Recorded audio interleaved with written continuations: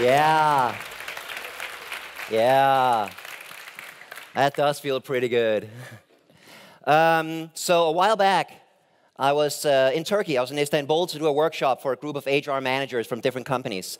And one of them had a question. She was like, Alex, we do everything for our employees. A few months back, we asked them, we give them good salaries, we give them a lot of education, we give them a beautiful office space, and they're still not happy. They complain a lot. There's not a lot of energy. People don't seem like they actually care too much about that. Why are these people not happy at work? We do everything for them. A couple of months back, we asked them, what do you want since you're not happy? And they said, we want free smoothies. And we gave them free smoothies, and they were still not happy. So we asked them, what do you want now? And they say, we want a gym in the office. So we built a gym in the office. Nobody went, and they're still not happy. We asked them again, what do you want? They say, we want a swimming pool. We were like, no, you're not getting a swimming pool. And this is the situation that a lot of companies right now find themselves in, that they really want their employees to be happy and engaged and motivated. And they're doing a lot of these things. So, free fruit and fancy office spaces and whatever. And yet, they're still not happy. People are still not happy at work. There's not that energy. There's not that drive. There's not that motivation.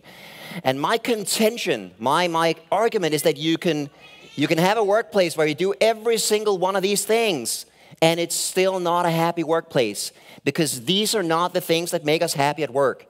There's nothing wrong with free fruit in the office. There's nothing wrong with offering massages. But if you think that's how you create a happy workplace, you never will, because it doesn't work that way. Those are not the things that make us happy. In fact, what happens in many workplaces is that they spend all of their time, money, and energy on these things, and then they forget doing the things that actually do work, that actually do make people happy at work. And they do this with the best of intentions, which I think is kind of sad. So what does work? I think a lot of the answers can be found in positive psychology. How many of you know about positive psychology already? Oh, the most of you. Awesome. Traditional psychology is a study of what can go wrong in our minds, psychosis, neurosis, depressions, phobias, etc. What are they? How can they be fixed? Incredibly important discipline. But in the last 30 years, some people have been asking the opposite question. When are we happy?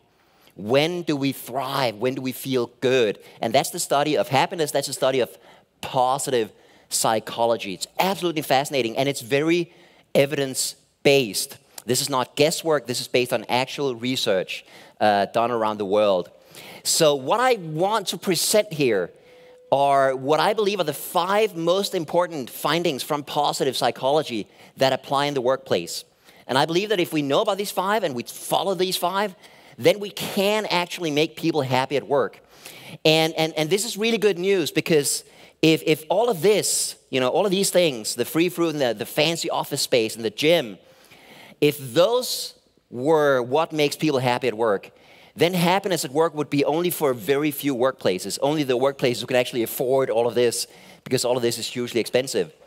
But if we look at positive psychology, we'll find that the things that really make us happy at work can be done in any organization, on any budget, doesn't take a lot of time, doesn't cost a lot of money. So here they are, what I believe are the 5 most important findings from positive psychology. First of all, that positive emotions have significant positive effects. Your emotional state is not just about how you feel, it's also about how you perform, it's also about your health, it's also about your ability to relate and work well with other people. So feeling good is not just a nice thing to have, it's actually the cause of a lot of the things we want in the workplace, including increased motivation, increased engagement, increased productivity, and increased creativity. And this is news to a lot of companies, because a lot of companies don't focus on positive emotions. They focus on job satisfaction. And I don't think we should. Job satisfaction is what you think about your job. Okay? When once a year, when you fill out the employee satisfaction survey and you check off 75 questions, are you satisfied with your salary? Are you satisfied with your commute? Are you satisfied with, I saw this question in a survey once, are you satisfied with the light in the office? Scale of 1 to 5. This is what a lot of companies focus on, job satisfaction. And that's actually what all of those things we saw before, the gym and the free fruit, that's what they create, is job satisfaction. That's what you think about your job. A rational evaluation of your job situation. However, happiness at work, what we really want is what you feel about your job. What you feel about it. How does your job make you feel? You can't go around feeling happy all the time, but does your job mostly cause positive emotions or mostly negative emotions? And that's what we need to focus on, because all of the effects we want come when people are happy right now. When your employees are having a good day today, they do a better job in every single one of these areas. We collect studies that show what happiness does to our job performance, and these are all the studies we've found so far. So happy people are more productive, get more work done. They're more creative, have more and better ideas. They sell more. They're more motivated. They have more energy. They're more resilient, and so on and so on and so on. So what's becoming increasingly clear, if you want your company to be more successful, is that you shouldn't focus on satisfaction. You should focus on happiness, because happy companies make more money. Let me go back here. There we go. Happy companies make more money. Satisfied companies don't. There is a very, very poor correlation between satisfaction at work and job performance and company results. And there's a very strong correlation between positive emotions and great results. What causes positive emotions? There is a lot of theories on this. Our theory is that it's results from relationships. Arlette mentioned this earlier. When people do great work and are proud of what they do and create meaningful results, and they create those results together with great people, those are the two most reliable sources of positive emotions in the workplace. Nobody experiences positive emotions because there's free fruit in the office, except one guy. I did a workshop at Lego, and one guy said, no, actually, Alex, the fruit can make me really happy, because every week when my team gets a fresh supply of fruit, there's only one banana, and if I get the banana, I am so happy. Yeah.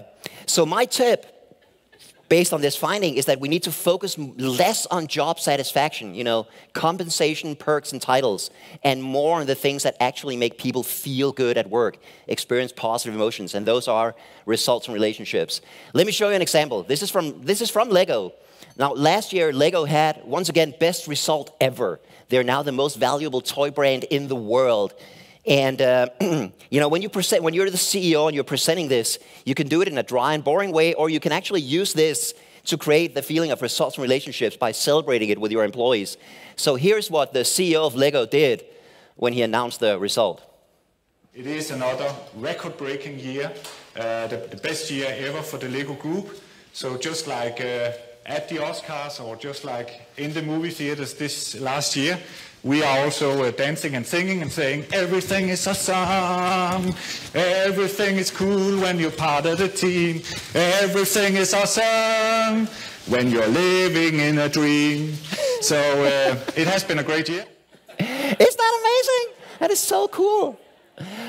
So less focus on job satisfaction, more focus on positive emotions, and those come from results and relationships. I think that's what he creates when he celebrates with his employees like that. Second important finding from positive psychology is that if you want to be happy, one of the best ways to do that is to appreciate the good things you already have in your life. And that is really, really interesting. And why is this so important?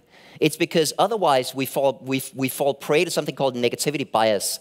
Negativity bias is one of the most well understood and studied psychological phenomena. And it basically means that we're much better at remembering bad experiences, and we experience negative emotions much more strongly. So the negative in the workplace, we will sort of focus on automatically. We don't need to work to bring out the negative, because we just remember that automatically. But the positive, we need to consciously create space to talk about the positive experiences at work. Have a simple conversation. So tell me what you like about your job. Tell me about the best coworker you have. Tell me about the best boss you ever had and why that was an awesome boss. Because those conversations don't come automatically. So one of my tips based on this finding would be maybe less focus on identifying and fixing problems in the workplace, and more focus on helping people appreciate the things that are already good. If you don't appreciate the good things in your work life, it doesn't matter how many good things you have. You'll never be happy because you don't appreciate the good things you already have. And you will always be out there trying to get more and more and more. But it won't work because you don't appreciate the things you already have. Here's a ridiculously simple way to do that. This is from one of our clients in Denmark, a company called Skandia, where they put out these cards for just a 2-week period, they put out these cards in the office. In Danish, it says, "My good experiences from today." So the idea is that just before you go home from work, you take one of these cards, you fill it out with 2 or 3 good experiences from the day, and then you hang it on this clothesline going all through the offices, all through the office. So you get a chance to think about and reflect, what makes me happy at work? What do I like about my job? What is good in this workplace? And that's incredibly important. I want to show you my absolute favorite example of this, and this comes from an IT company in New York called Next Jump. And they really want people to appreciate the good coworkers they have. So once a year, they have an award called the Next Jump Avenger. They have five people are named as Avengers, and one is wins the grand prize. And you don't win this award by being good at your job. You win this award by making other people good at their jobs, by being the kind of person who's always there for others. And I want to show you a brief clip from the award ceremony. You're going to see them talk about a guy called Joe. He goes on to win the whole thing. And Joe is the leftmost guy of the 3 young guys on the stage. He's up there with 2 of his best friends. They got invited along to the ceremony. And here they are talking about Joe. And listen to what they're saying about him. Joe cares deeply for everyone he works with. When you ask people to describe him, the word you'll hear most often is patient. When you have a problem, Joe will listen patiently. He'll ask questions and really try to understand what's happening. You don't feel rushed. Even if he has 101 other things on, right then, he has all the time in the world for you. And then, when you've finished venting, he'll set about helping you. Olivia, a fellow engineer, described it best. He's always there for you. Whether that means patiently sitting for 4 hours while you go over and over an upcoming presentation, fixing some code that you screwed up so that you can make your train home, creating long-term technical growth plans to help you become a better developer, or just being there for you, guiding you so that you can figure things out for yourself. Joe's patience and understanding make him someone that you can always go to for help, with no judgment or time limit. Because of all of this, Joe's care for his team, his desire to be there to help others tackle demons that he's faced, and his patience in coaching people time and again, is what makes Joe an amazing colleague, friend, and Avenger. I am very proud to ask Joe Rogeri to step forward and accept this Avenger's badge.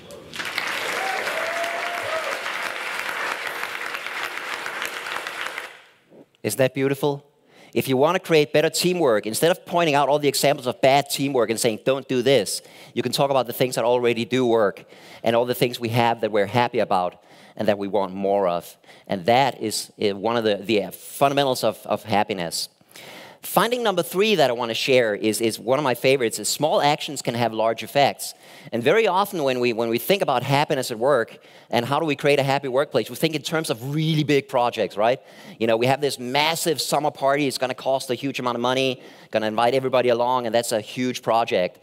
But what we know from positive psychology is that what's actually more effective maybe is doing many small things, and quite small things can have a very, very large effect on people's happiness.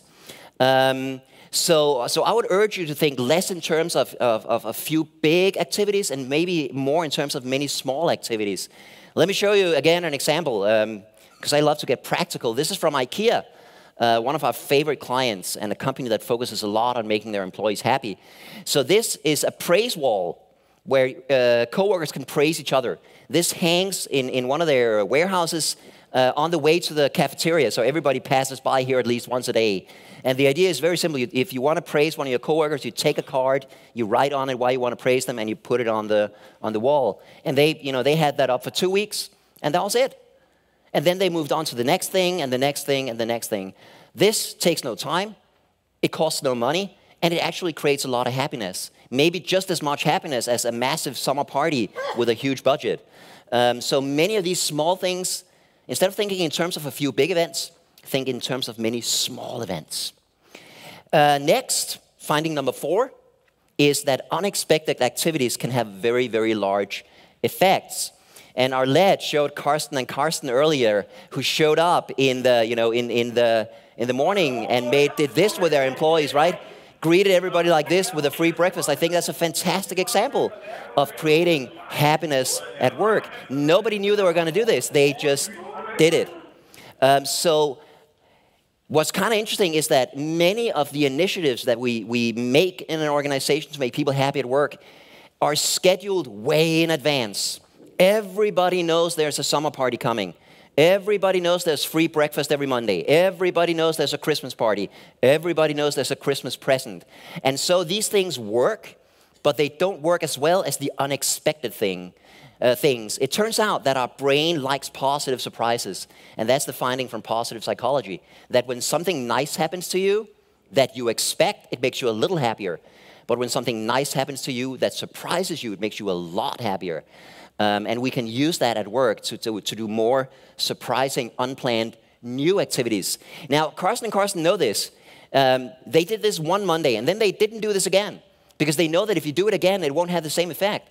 Just out of curiosity, what if they did this every Monday? Then the effect would be smaller and smaller and smaller until one day they don't do it anymore. And then what happens? People become really angry. Where's my free breakfast? Because once it's expected, it doesn't make you happy anymore. It's just something, it's an entitlement. I'm entitled to this.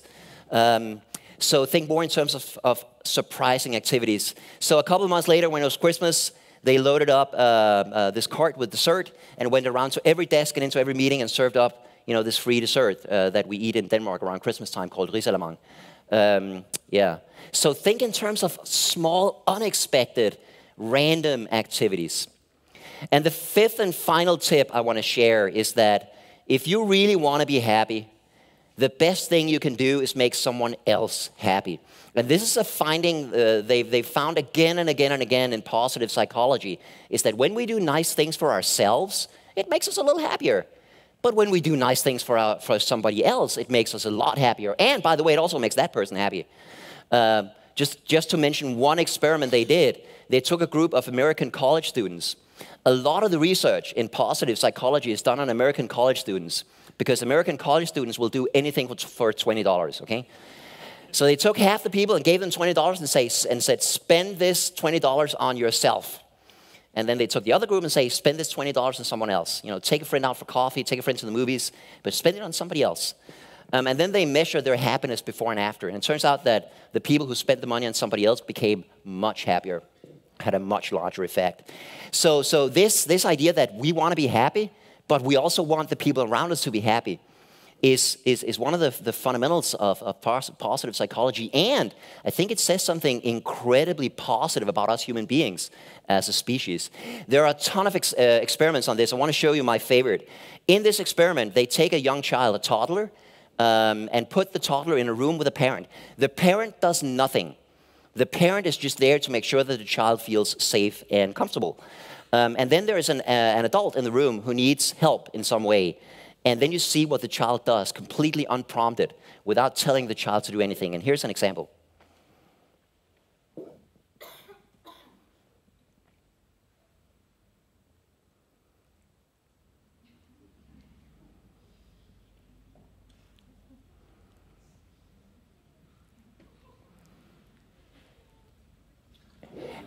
Isn't that amazing? This is our true nature. This is who we are. We want to be happy. And we want those around us to be happy. And if we can help them become happier, we become even happier too. So one thing you can think in terms of is less doing things for employees. Many of these programs that we normally do are about doing things for employees. Here's a gym you can go to. Here's a massage. Here's free coffee. Here's free smoothies. And less of that and more helping people do things for others. Because that has a much larger effect. One of my favorite examples of this comes from Zappos. Zappos is a company based in Vegas in the US. They sell clothes and shoes online. Annual turnover is around, annual revenue is about $3 billion, so it's a pretty big deal. Really happy staff, incredibly high customer satisfaction. And they really think in terms of this. So for instance, they want to help their employees do nice things for the coworkers. And they do that in a million ways, but one of my favorites is a program called Zappos Wishes. This is a screenshot from their internal intranet page.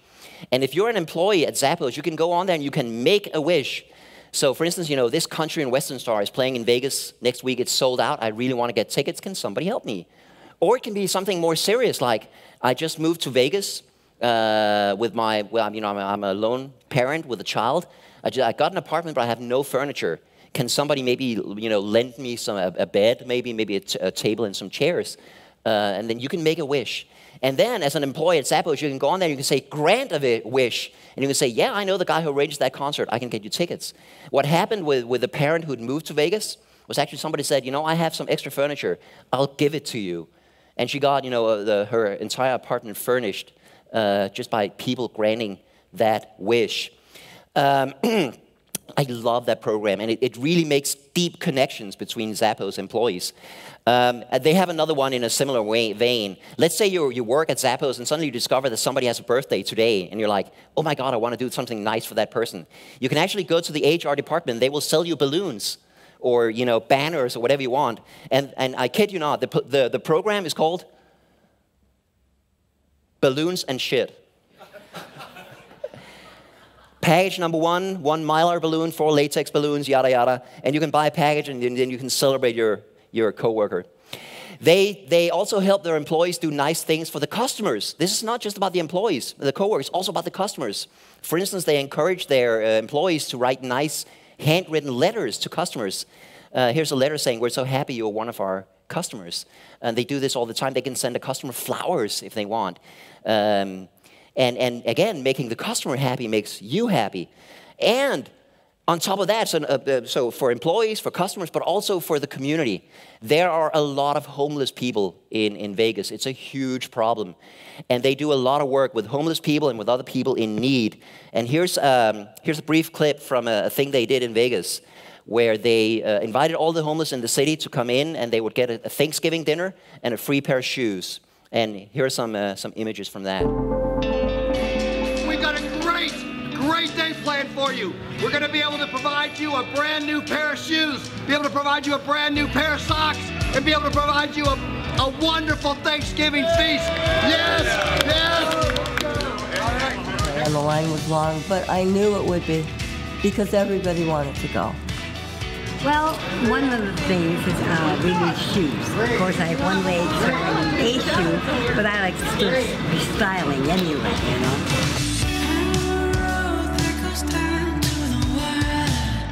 I got these, and they're designer, of course, and they're getting awfully dirty.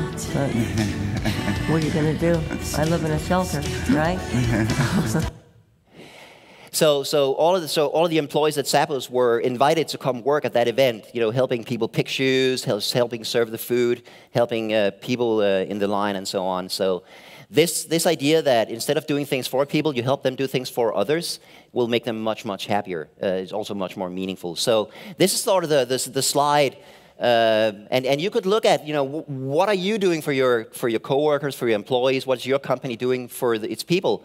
And if it's mostly over on the left-hand side, I don't think it's going to work very well. I'm not saying you have to scrap everything on the left-hand side, but try to maybe think more in terms of the things on the right-hand side, because according to the science of happiness, those are the things that actually work. Thank you.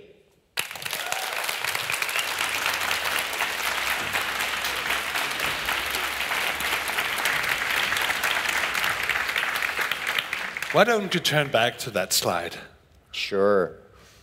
Because that's a nice introduction to positive psychology, I think. Thank you for that. Yeah. It is. There's more to it, but if you only have 20 minutes, that might be it. Yes. Yeah.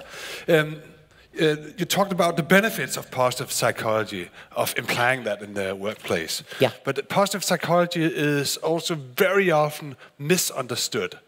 So tell us, Alexander, your view on what is positive psychology not? Oh, yeah. I keep hearing people say, well, positive psychology is just about being happy all the time. Yeah. And nobody's happy all the time, okay? If somebody's happy all the time, there's something wrong with them. Yeah. So I would say it's about being authentic in your emotions. And if you're having a bad day at work, that's okay. Having a bad day at work is a human right, and everybody should be allowed to have that. Now, if you're having a bad week or a bad month or a bad year, maybe you should do something about it, okay? But positive psychology is not about saying everybody must be happy all the time. That's positive thinking, which is a horrible, horrible thing. And nobody should believe in positive thinking. This idea that you can always think positively no matter what. That's a terrible idea. It puts a lot of pressure on people who are actually depressed or in a bad mood. Yeah, and that's a very important note. Yes. Bullshit, yeah. You do a lot of speeches in conferences. I also do it sometimes. And I think that the most recent question you get after a speech and conference is, oh, I wish my boss had been here.